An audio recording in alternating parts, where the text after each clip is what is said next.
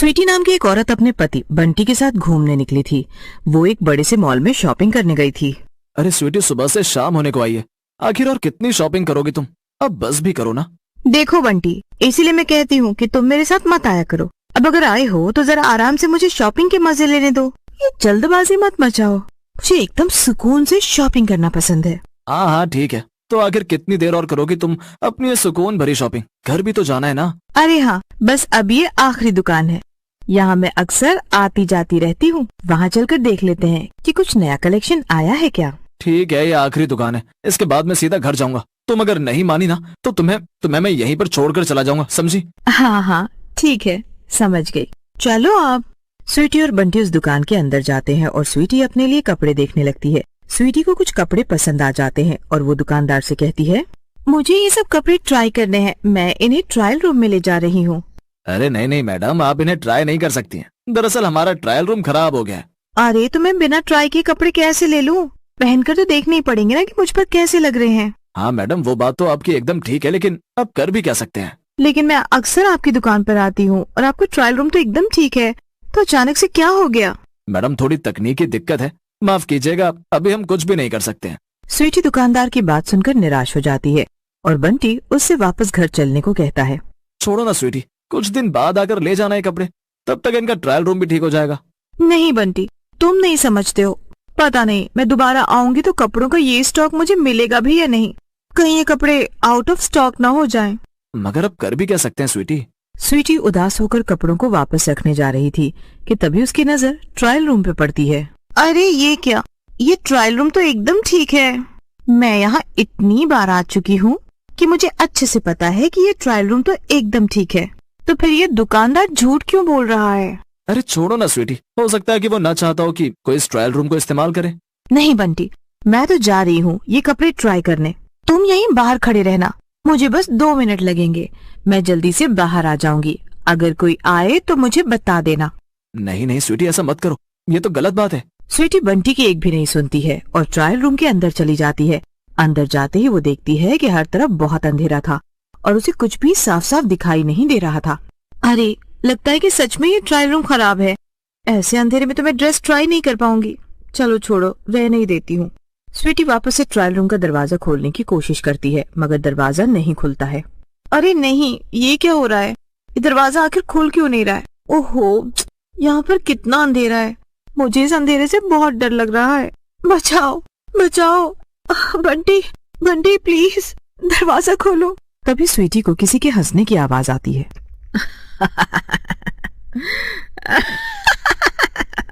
स्वीटी आवाज सुनकर काफी डर जाती है। कौन है? कौन है जो मुझे डरा रहा है? देखो, ये बहुत ही बेकार मजाक है।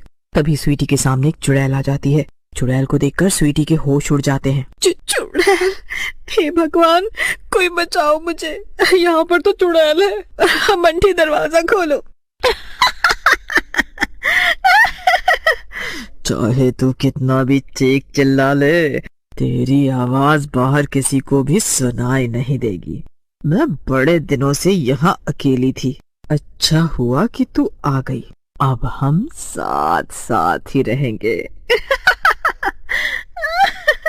क्या? नहीं, मुझे तुम्हारे साथ नहीं रहना है। बंटी, तुम मुझे सुन रहे हो? दरवाजा खोलो, दरवाजा खोलो। स्वीटी लगातार बंटी को आवाज लगा रही थी और उधर दूसरी तरफ बंटी काफी देर से स्वीटी के बाहर आने का इंतजार कर रहा था। अरे स्वीटी, और कितनी देर लगाओगी तुम? ऐसे तो हम फंस जाएंगे, जल्दी करो ना वरना कोई आ जाएगा। बंटी बार बार स्वीटी को आवाज लगा रहा था लेकिन अंदर से स्वीटी का कोई भी जवाब नहीं आ रहा था।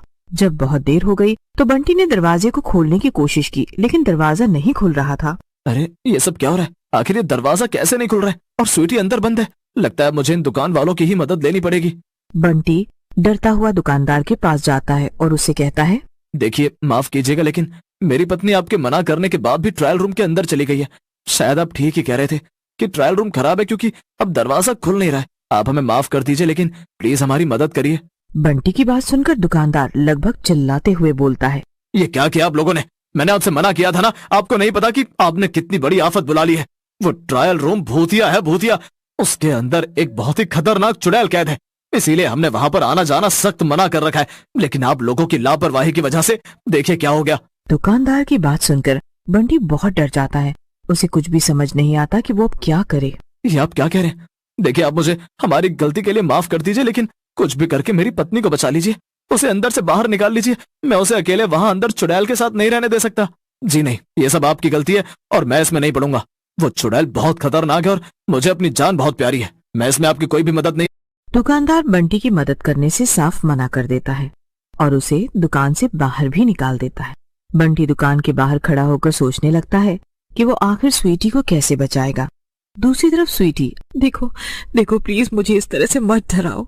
अगर तुम मुझे मारना चाहती हो तो अभी तुरंत मार दो, पर मुझे ऐसे डर डर के नहीं जीना। नहीं, चिंता मत करो, मैं तुम्हें मारना नहीं चाहती हूँ। अगर मुझे तुम्हें मारना होता तो मैंने तुम्हें पहले ही मार दिया होता, जब तुम अंदर आई थी। क्या सच में? हाँ, वैसे बात तो तुम सही कह रही हो, पर फिर तुम्हें मुझसे क्या चाहिए? मुझे बाहर क्यों नहीं जाने देती तुम? देख, तुझे नहीं मारना तो चाहती, पर तुझे मेरी मदद चाहिए। मैं तो खुद इस कैद से आजाद होना चाहती हूँ। चुड़ैल की बात सुनकर स्वीटी बहुत हैरान हो जाती है। क्या मतलब है तुम्हारा? मैं कुछ समझी नहीं। दरअसल मैं भी इसी दुकान में काम करती थी। मैंने अभी अभी यहाँ पर नौकरी ज्वाइन की थी और मुश्किल से 1 हफ्ता ही हुआ था मुझे काम करते हुए। यहाँ पर एक दूसरी लड़की थी जिसे मेरा काम पे आना अच्छा नहीं लग रहा। मेरे आने के बाद से उसका काम भी मुझे दे दिया गया था और उसकी सैलरी आधी हो गई थी। स्वीटी ध्यान से चुड़ैल की सारी बातें सुन रही थी। फिर आगे क्या हुआ? एक दिन मुझे काम करते करते काफी लेट हो गई और लगभग सभी लोग जा चुके थे। मॉल की सभी दुकानें बंद हो रही थीं। मैं भी घर जाने के लिए तैयार थी और मैं ट्रायल रूम के अंदर पड़े सभी कपड़े समेटने के लिए आई थी। मेरे पीछे से वो लड़की मीना भी आई और उसने मुझे इस ट्रायल रूम के अंदर ही बंद कर दिया। मैंने बहुत आवाज लगाई लेकिन उसने दरवाजा नहीं खोला। इतना ही नहीं, वो मुझे यहीं पर बंद करके चली गई। अगले 3 दिन तक मॉल बंद था और मैं इस ट्रायल रूम में भूखी प्यासी ही मर गई। क्या किसी ने भी तुम्हें आकर नहीं बचाया? नहीं, और तो और दुकान खुलने पर यहाँ के मालिक ने मेरी लाश देखी और उसे ठिकाने लगा दिया। वो नहीं चाहता था कि उसके ऊपर कोई भी बात आए और जब मेरे गायब होने पर मेरे परिवार वाले यहाँ मेरे बारे में पूछने आए तो इन लोगों ने उन्हें भी बिना कुछ बताए भगा दिया। चुड़ैल अपनी कहानी सुनाकर जोर जोर से रोने लगी। स्वीटी को चुड़ैल की बातें सुनकर काफी बुरा लग रहा था। तुम्हारे साथ तो सच में काफी गलत हुआ है, लेकिन तुम इन सबको ऐसे ही कैसे माफ कर सकती हो? तुम्हें अपना बदला लेना चाहिए। मैंने कोशिश की थी, लेकिन मैं इस ट्रायल रूम में कैद हो गई हूँ और यहाँ से बाहर नहीं निकल पा रही हूँ। लेकिन मैं तुम्हें यहाँ से बाहर भेज सकती हूँ। ये दरवाजा बस अंदर से ही खुलता है। ठीक है, तो तुम मुझे यहाँ से बाहर भेजो। मैं वादा करती हूँ कि मैं तुम्हारा बदला लेने में तुम्हारी पूरी मदद करूंगी। तुम बस पहले ही दरवाजा खोल दो। चुड़ैल स्वीटी की बात मान लेती है और उसे ट्रायल रूम से बाहर भेज देती है। बाहर निकलकर स्वीटी जोर जोर से चिल्लाने लगती है। उसकी आवाज सुनकर दुकानदार और साथ में मीना भी वहाँ आ जाती है। अरे ये क्या, आप बाहर कैसे आ गई? कैसी दुकान है ये और कैसे लोग हैं यहाँ के? क्या किसी की कोई जिम्मेदारी है या नहीं? मैं कब से इस ट्रायल रूम के अंदर फंसी हुई थी और जोर जोर से आवाज भी लगा रही, लेकिन किसी ने मुझे नहीं बचाया। अंदर लाइट भी नहीं जल रही थी। स्वीटी की बात सुनकर दुकानदार और मीना दोनों हैरान हो जाते हैं। मीना धीरे से दुकानदार से कहती है, सर लगता है कि अब अंदर सब कुछ ठीक है। शायद वो चुड़ैल यहाँ से चली गई है। हाँ, मुझे भी ऐसा ही लगता है। फिर दुकानदार स्वीटी से कहता है, माफ कीजिएगा मैडम, हमारी वजह से आपको इतनी परेशानी हुई। अब आइंदा ऐसा कभी नहीं होगा। हाँ ठीक है, वो सब तो देखा जाएगा। फिलहाल आप जरा अंदर से मेरा बैग ले आइए। जल्दीबाजी में मैं उसे अंदर ही छोड़ आई हूँ। दुकानदार स्वीटी की बात सुनकर थोड़ा सा हिचकिचाता है, लेकिन फिर वो दोनों ट्रायल रूम के अंदर पहुंच जाते हैं, जहाँ पर चुड़ैल उनका इंतजार कर रही थी। अरे नहीं, उस लड़की ने तो हमें बेवकूफ बनाया है। ये चुड़ैल तो अभी भी यही है। भागो, अरे भागो यहाँ से। दुकानदार और मीना भागने की काफी कोशिश करते हैं, पर इससे पहले कि वो वहाँ से बाहर निकल पाते, चुड़ैल उन दोनों को पकड़ लेती है और जान से मार देती है। हाँ, अब जाकर मेरा बदला पूरा हुआ। अब मुझे मुक्ति मिल जाएगी। अपना बदला पूरा करके चुड़ैल हमेशा हमेशा के लिए गायब हो जाती है। और उधर स्वीटी की आवाज सुनकर बंटी भी दौड़ा दौड़ा उसके पास आ जाता है। शुक्र है कि तुम ठीक हो स्वीटी, मैं तो डर ही गया था। हाँ, भला मुझे क्या होगा। चलो अब घर चलते हैं। एक गांव में हरी और सोनी नाम के पति पत्नी रहते थे। एक दिन हरी ऑफिस जा रहा होता है, लेकिन ऑफिस का बैग घर के अंदर भूल जाता है। हरी सोनी से कहता है, अरे सोनी, मैं ऑफिस जा रहा हूँ, जरा मेरा ऑफिस वाला बैग तो पकड़ा दो।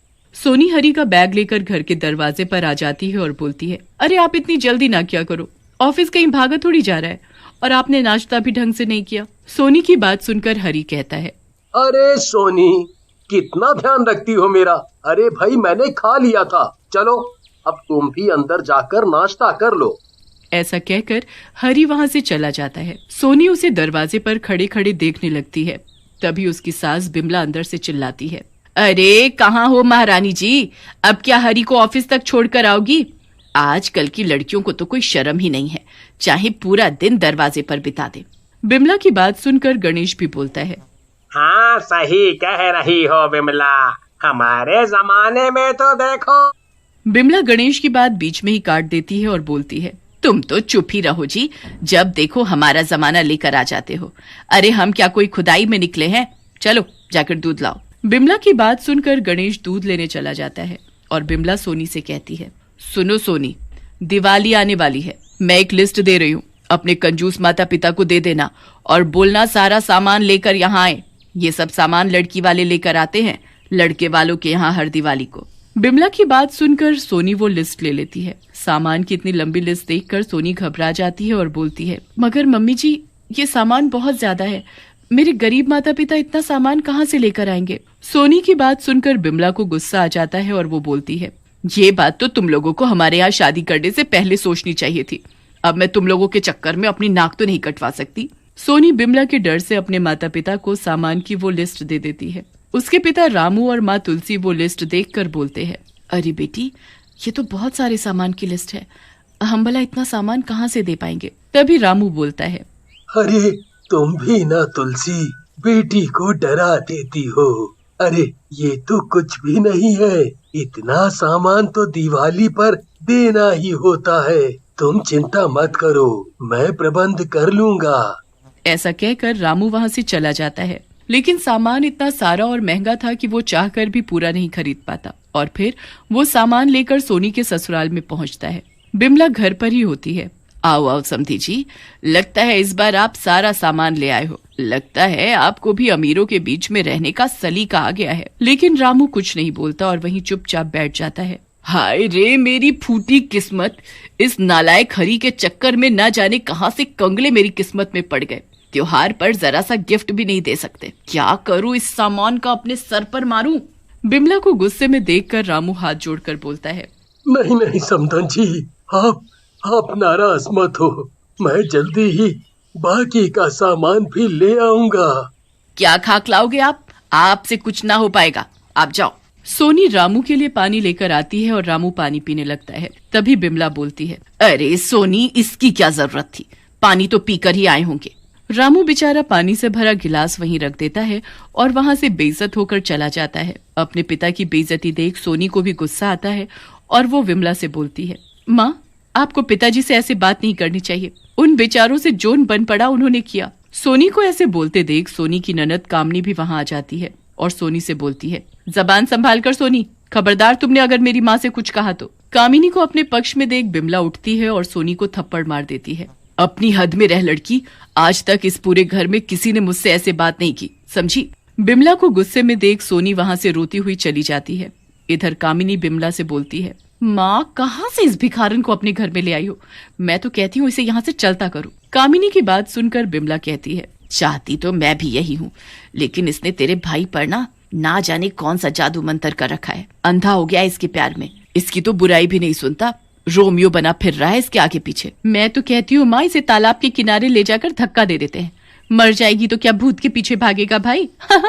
कमला और बिमला की बातें घर के भीतर आता गणेश सुन लेता है और, अरे भगवान से डरो कलमुइयो, औरत होकर औरत पर अत्याचार कर रही हो। और तू कामिनी, कल तुझे भी ससुराल जाना है, हे भगवान, जरा सद्बुद्धि दो इन्हें। गणेश की बात सुनकर कामिनी वहां से चली जाती है और बिमला बोलती है, तुम ना जरा अपनी औकात में रहा करो, समझे? हम सिर्फ बात कर रहे हैं, हमने भला कोई उसकी जान ले ली? अरे हम इंसान हैं, कोई जानवर थोड़ी। लेकिन बिमला को कामिनी की बात जम जाती है और वो सोनी को मारने की ठान लेती है और अपनी योजना में कामिनी को भी शामिल कर लेती है। दिवाली से एक दिन पहले पूरा गांव बहुत सुंदर और तरह तरह की लाइटों से सजा होता है। बिमला पूरे घर को साफ करके बहुत सुंदर सजाती है। कामिनी बहाने से सोनी को तालाब के किनारे ले जाती है। सोनी कामिनी से कहती है, अरे दीदी, आप मुझे यहाँ क्यों लेकर आई हो? घर पर बहुत काम है, काम पूरा ना हुआ तो माँ बहुत गुस्सा होंगी। सोनी की बात सुनकर कामिनी हंसते हुए बोलती है, सोनी तू भी माँ से ज्यादा ही डरती है। अरे इस तालाब की मानता है कि जो औरत दिवाली से पहले अपनी शक्ल इसके पानी में देखती है, उसके पति की खूब बरकत होती है और उसके घर में लक्ष्मी माता का वास होता है। कामिनी की बात पर सोनी यकीन करके हरि की बरकत के लिए उस तालाब के किनारे जाकर अपना मुंह देखने लगती है। लेकिन तभी वहां विमला आ जाती है और फिर बिमला और कामिनी मिलकर सोनी को पीछे से धक्का मार देते हैं। माँ, ये क्या कर रही हो? मैं डूब जाऊंगी, मुझे तैरना नहीं आता। सोनी को यूं चिल्लाते देखकर बिमला और कामिनी खिलखिलाकर हंसने लगती हैं और कामिनी हंसते हुए बोलती है, डूब जाएगी इसीलिए तो तुझे इस तालाब में धक्का दिया है। देखो माँ कैसे तड़प रही है। बिमला भी सोनी की तरफ देखकर बोलती है, सोनी तू मरेगी तभी तो मैं अपने बेटे की शादी कहीं और कराऊंगी और फिर हमें खूब सारा दहेज और पैसा मिलेगा। चल अब तू मर यहाँ, हम तो चले। ऐसा कहकर बिमला और कामिनी सोनी को वहां डूबता और तड़पता हुआ छोड़कर घर चले जाते हैं। उधर काफी देर बीत जाने और सोनी के घर पर न होने की वजह से हरि चिंता में आ जाता है और बिमला से बोलता है। हरि की बात सुनकर कामिनी रोने का नाटक करते हुए बोलती है, वाह भैया वाह, अब माँ और मुझे यही सुनने को रह गया था। अरे हम दोनों तुम्हारे और भाभी के दुश्मन है कोई, तुमसे ये उम्मीद नहीं थी भैया। सही कह रही है कामिनी बेटी, तेरे भाई को तो कुछ भी नहीं दिखता उस सोनी के सिवाय। अरे वो हमारी भी बहू है। उन दोनों का ड्रामा देख हरि वहां से चला जाता है और सोनी को ढूंढने लगता है। तभी उसका दोस्त गुलशन मिलता है। गुलशन से हरि सोनी के बारे में पूछता है। अरे भैया, आज ही हम सोनी भाभी को कामिनी दीदी और बिमला माता जी के साथ तालाब किनारे देखे थे, अब तो पता नहीं हमें। गुलशन की बात सुनकर हरि तालाब की तरफ जाता है और किनारे पर सोनी की चप्पलें देखकर रोने लगता है। ऐसा कहकर हरि तालाब में छलांग मारने लगता है, लेकिन तभी सोनी उसका हाथ पकड़ लेती है। सोनी को देखकर हरि खुश हो जाता है और उसकी आंखों से खुशी के आंसू बहने लगते हैं। सोनी हरि को गले लगा लेती है और बोलती है, मुझे पता था आप मुझसे इतना प्यार करते हो, तभी तो लक्ष्मी देवी ने मुझे बचा लिया। सोनी की बात सुनकर हरि हैरान होकर सोनी से बोलता है, तुम कहाँ चली गई थी सोनी? तुम्हारे बिना मैं कितना परेशान था, कसम से मैं अभी जान दे देता। फिर सोनी हरि को सारी बात बताती है और कहती है, फिर जब माँ और कामिनी मुझे धक्का देकर जाने लगे तभी मैंने लक्ष्मी माँ को याद किया और उन्होंने मेरा हाथ पकड़कर इस तालाब के किनारे निकाल दिया। सोनी की बात सुनकर हरि बोलता है, लक्ष्मी देवी? मैं कुछ समझा नहीं सोनी। हरि की बात सुनकर तालाब से आवाज आती है, हरि बेटा, ये सोनी और तुम्हारे प्यार और मेरे प्रति भक्ति का नतीजा है। मैं तुम्हें आशीर्वाद देती हूँ, तुम हमेशा खुश रहोगे और अब से तुम्हें कभी पैसों की कमी नहीं रहेगी। हे माता, मेरी पत्नी की जान बचाने के लिए शुक्रिया। फिर हरि सोनी खुशी खुशी घर चले जाते हैं। सोनी को जीवित देखकर कामिनी और बिमला घबरा जाती हैं। मुझे माफ कर दो सोनी बेटी, मैं पैसों के लालच में अंधी हो गई थी, मुझे माफ कर दो। ऐसा कहकर बिमला और कामिनी दोनों सोनी के पैरों में गिर जाते हैं। सोनी उन दोनों को उठाती है और बोलती है, माँ, आप मेरे पैर छूकर मुझे पाप मत चढ़ाओ, आप तो मेरी माँ हैं। अब हम दोनों पूरी धूमधाम से दिवाली का ये पर्व मनाएंगे और लक्ष्मी माँ की पूजा करेंगे।